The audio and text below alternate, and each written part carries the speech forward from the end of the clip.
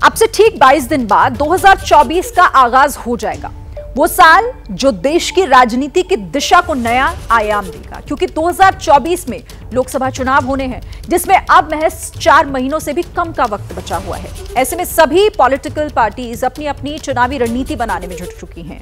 मध्य प्रदेश, राजस्थान और छत्तीसगढ़ में प्रचंड जीत हासिल कर बीजेपी ने हैट्रिक लगा दी है, तो बीजेपी विरोधी खेमे में भी सियासी हलचल काफी तेज हो चुकी है। राजनीतिक दावों और वादों का दौर इस वक्त शुरू हो चुका है, लेकिन सवाल यहां यह है कि क्या 3 राज्यों में बम्पर जीत की तरह ही अगले साल होने वाले लोकसभा चुनावों में भी बीजेपी केंद्र में हैट्रिक लगाएगी, या फिर इंडिया गठबंधन से कड़ा मुकाबला होगा।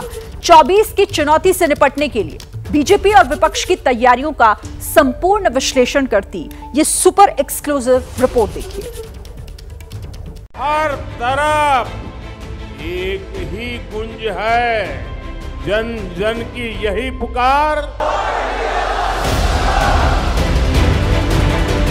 भाजपा का ट्रैक रिकॉर्ड है कि भाजपा जो कहती है वो करके दिखाती है। वो कितनी ही गालियां दे दे, आपका प्यार उनकी गालियों को भी चूर चूर कर देता है।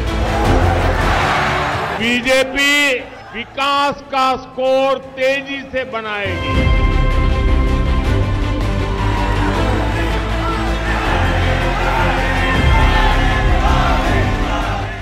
मोदी मोदी के नारे भारत माता के जय गादे।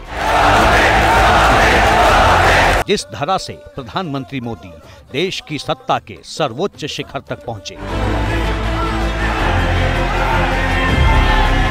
जिस जमीन से प्रधानमंत्री मोदी को बीजेपी को बुलंदियों तक पहुंचाने का हौसला और साहस मिला,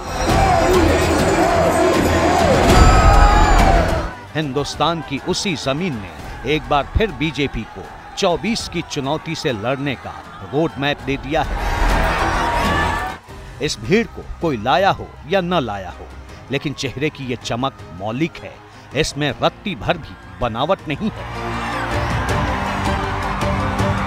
देश के 3 राज्यों में बम्पर जीत से भगवा पताका थामने वाले कार्यकर्ता गदगद हैं, लेकिन सवाल बरकरार है। सवाल यह है कि विधानसभा चुनावों में मिली कामयाबी का लोकसभा चुनाव पर कितना असर पड़ेगा। क्या प्रधानमंत्री नरेंद्र मोदी लगातार तीसरी बार सत्ता के सर्वोच्च शिखर पर विराजमान होंगे? 24 की चुनौती से निपटने के लिए बीजेपी और बीजेपी के विरोधियों की कैसी तैयारी है? 5 राज्यों में चुनाव के बाद देश इलेक्शन मोड में आ चुका है। लोकसभा चुनाव से ठीक पहले राजस्थान, मध्य प्रदेश और छत्तीसगढ़ में मिली कामयाबी ने बीजेपी को बूस्टर डोज दे दिया है। लिहाजा बीजेपी ने बिना देर किए चंद महीने बाद होने वाले लोकसभा चुनाव की तैयारी शुरू कर दी है। यूपी बीजेपी ने सभी लोकसभा क्षेत्रों में संयोजक और प्रभारियों की नियुक्ति कर दी है। सभी लोकसभा क्षेत्रों में चुनाव संचालन समिति बना दी जाएगी। इसके साथ ही बीजेपी ने तय किया है कि वो इसी महीने से विपक्ष में सेंधमारी का बड़ा अभियान चलाएगी। बताया जा रहा है कि हर जिले में विपक्ष के पूर्व सांसदों और पूर्व विधायकों से संपर्क किया जा रहा है। कुछ बड़े नेताओं से भी संपर्क साधा जा रहा है। लेकिन क्या इतने से ही बीजेपी का मिशन 24 कामयाब हो जाएगा? सवाल ये भी कि बीजेपी क्यों लगातार तीसरी बार सत्ता की हैट्रिक लगाने को लेकर कॉन्फिडेंट है। प्रधानमंत्री मोदी को सुनिए। मैं देश को ये भी विश्वास दिलाऊंगा कि तीसरे टर्म में आप अपने सपने अपनी आंखों के सामने पूरे होते देखेंगे।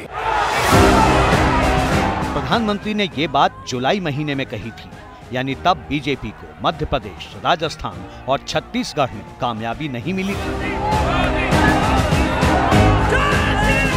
वैसे प्रधानमंत्री कई दफा लगातार तीसरी बार सरकार बनाने का दावा करते रहे हैं। 2 दिन पहले उत्तराखंड की राजधानी देहरादून में ग्लोबल इन्वेस्टर समिट के दौरान भी उन्होंने यही कहा था। मैं देश को ये भी विश्वास दिलाऊंगा कि तीसरे टर्म में पहली तीन इकोनॉमी में गर्व के साथ हिंदुस्तान खड़ा होगा दोस्तों, और ये मोदी की गारंटी है। प्रधानमंत्री नरेंद्र मोदी ही नहीं, केंद्रीय गृह मंत्री से लेकर बीजेपी के दिग्गज नेता 24 में फिर से मोदी सरकार बनने का दावा करते रहे हैं। मैं आज यहाँ से ये मीडिया के सामने भी कहना चाहता हूँ कि इस बार भी 300 पार होने वाला है। राजनीति में दावे और वादे होते रहते हैं, लेकिन सवाल ये है कि ये होगा कैसे। 2024 में बीजेपी क्या 300 से ज्यादा सीटें जीत सकती है? जवाब ऐसे समझा जा सकता है। 2014 में बीजेपी को 31% वोट मिले थे, जिसकी बदौलत उसने 282 सीटें जीती। 2019 में बीजेपी को 37.36% वोट मिले, जो 2014 से 6% ज्यादा थे। इसके साथ ही बीजेपी की सीटें भी बढ़ी। बीजेपी ने 303 सीटें जीती। ये 1989 के बाद किसी भी पार्टी को मिला सबसे बड़ा वोट शेयर था। 2019 से अब तक कई पार्टियां एनडीए का साथ छोड़ चुकी हैं। मसलन बिहार में जेडीयू और पंजाब में अकाली दल जैसी पार्टियां एनडीए से अलग हो चुकी हैं। मौजूदा वक्त में एनडीए के पास 38 पार्टियां हैं, लेकिन दिक्कत यह है कि इनमें से 9 पार्टियां 2019 में चुनाव ही नहीं लड़ी थीं। 16 पार्टियों का एक सांसद तक नहीं है। 2019 में एनडीए को जो 45% वोट मिले थे, उसमें 37% से ज्यादा तो बीजेपी के थे। बाकी की जितनी पार्टियां थीं, उनमें से कोई भी डबल डिजिट तक नहीं पहुंच पाई। इस बात को बीजेपी भी अच्छी तरह जानती है, लेकिन राजस्थान, मध्य प्रदेश और छत्तीसगढ़ में मिली जीत ने बीजेपी को 24 की जीत का मंत्र भी दे दिया है। मध्य प्रदेश, राजस्थान और छत्तीसगढ़ में बीजेपी ने पहले से अलग रणनीति अपनाई। खास तौर से बीजेपी का फोकस 5 फार्मूलों पर रहा। ये फार्मूले क्या थे, ये जानना भी जरूरी है।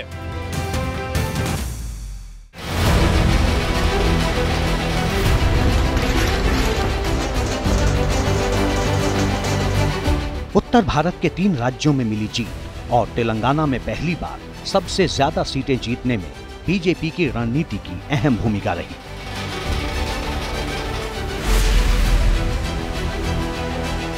इस चुनावी रणनीति का पहला चैप्टर था कांग्रेस के बड़े चेहरों पर निशाना।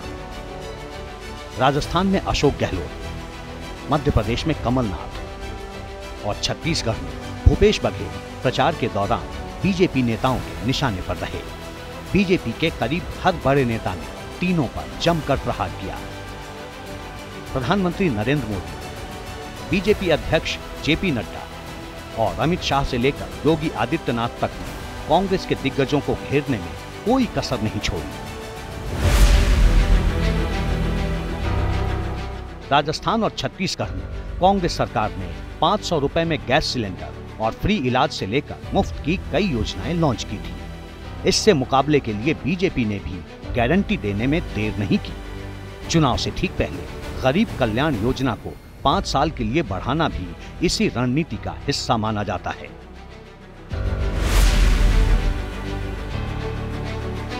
सितंबर में संसद में महिला आरक्षण बिल पास हुआ था। इसके ठीक बाद 25 सितंबर को जयपुर में प्रधानमंत्री नरेंद्र मोदी ने परिवर्तन संकल्प रैली को संबोधित किया। महिला आरक्षण बिल संसद से पास होने के बाद राजस्थान में मोदी की ये पहली रैली थी। लिहाजा संदेश देने के लिए कार्यक्रम में महिलाओं को खास तवज्जो दी गई। पूरी रैली का जिम्मा महिला कार्यकर्ताओं के पास था। इसके अलावा मध्य प्रदेश में लाडली बहना योजना ने भी बीजेपी को बम्पर वोट दिलवाए। हमेशा की तरह इस बार भी बीजेपी ने नए चेहरों पर ज्यादा दांव लगाया। टिकट देने में वफादारी से ज्यादा जीतने की काबिलियत देखी गई। मध्य प्रदेश में 1/3 विधायकों के टिकट काट दिए गए।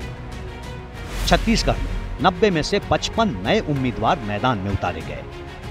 नए चेहरों को मौका देने का नतीजा ये हुआ कि बीजेपी को दोनों राज्यों में बम्पर जीत हासिल हुई। इसके साथ ही बीजेपी के पास प्रधानमंत्री नरेंद्र मोदी जैसा करिश्माई लीडर है, जिन्होंने उत्तर भारत के तीनों राज्यों में कांग्रेस को सत्ता से दूर रखने में अहम रोल निभाया। राजस्थान, मध्य प्रदेश और छत्तीसगढ़ में पीएम मोदी ने 34 रैलियां की। इनमें 15 रैलियां राजस्थान और मध्य प्रदेश में की। अपनी हर रैली में प्रधानमंत्री ने कांग्रेस की मुफ्त योजनाओं को मोदी की गारंटी से काउंटर किया और इसमें काफी हद तक कामयाबी भी मिली। लेकिन सवाल यह है कि 2024 के लोकसभा चुनाव में भी बीजेपी इसी फार्मूले को अपना सकती है। वो कौन से मुद्दे हैं जिनके जरिए बीजेपी अपने विरोधियों को घेरने की तैयारी में है? विधानसभा चुनाव के दौरान कांग्रेस समेत तमाम पार्टियां जातिगत जनगणना का मुद्दा जोर शोर से उठाती रही, लेकिन नतीजों से साफ हो गया कि जनता को इससे कम ही वास्ता है। बीजेपी के चुनावी मुद्दों की फहरिस्त में हिंदुत्व एक अहम रोल निभाता रहा है। मध्य प्रदेश में राम मंदिर और राजस्थान में कन्हैया लाल हत्याकांड और जोधपुर दंगों जैसे मुद्दों को जोर शोर से उठाकर बीजेपी पहले ही इसे क्लियर कर चुकी है। केदारनाथ धाम के कायाकल्प, काशी विश्वनाथ कॉरिडोर से लेकर महाकालेश्वर में महाकाल लोक के निर्माण तक हर मौके पर बीजेपी ने हिंदुत्व के मुद्दे को धार देने में कोई कसर नहीं छोड़ी। 2024 में चुनाव से पहले राम मंदिर में प्राण प्रतिष्ठा होनी है, जिसके लिए बीजेपी और आरएसएस पहले ही बड़े जश्न की तैयारी कर चुके हैं। जाहिर है बीजेपी हिंदुत्व की धार कमजोर नहीं पड़ने देना चाहती। इसका इशारा महीने भर पहले ही देश के सबसे बड़े राज्य उत्तर प्रदेश से मिल चुका है। 25 अक्टूबर को बीजेपी की नैमिषारण्य में बैठक हुई। इसमें अवध इलाके के मंत्री, सांसद और विधायक शामिल हुए। यूपी में लोकसभा की 80 में से 80 सीटें जीतने का टारगेट दिया गया।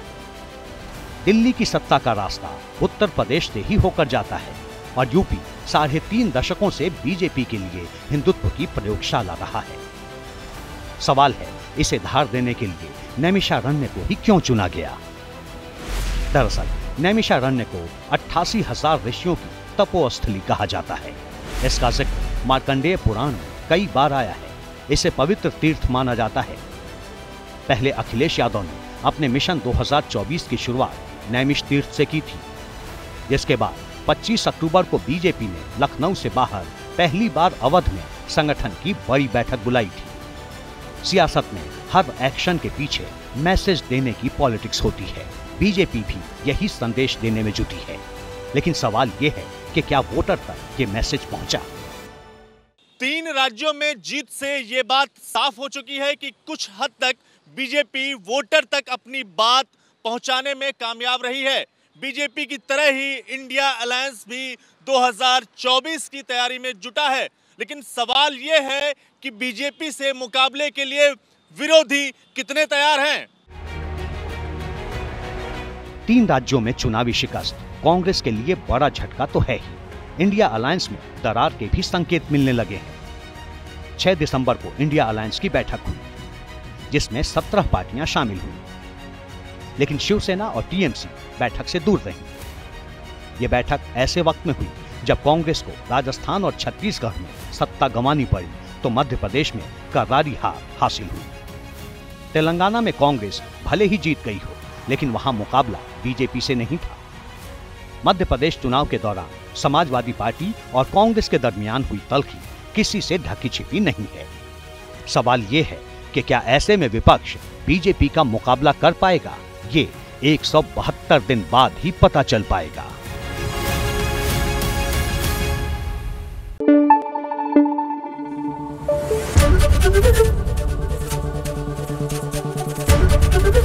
एबीपी न्यूज आपको रखे आगे।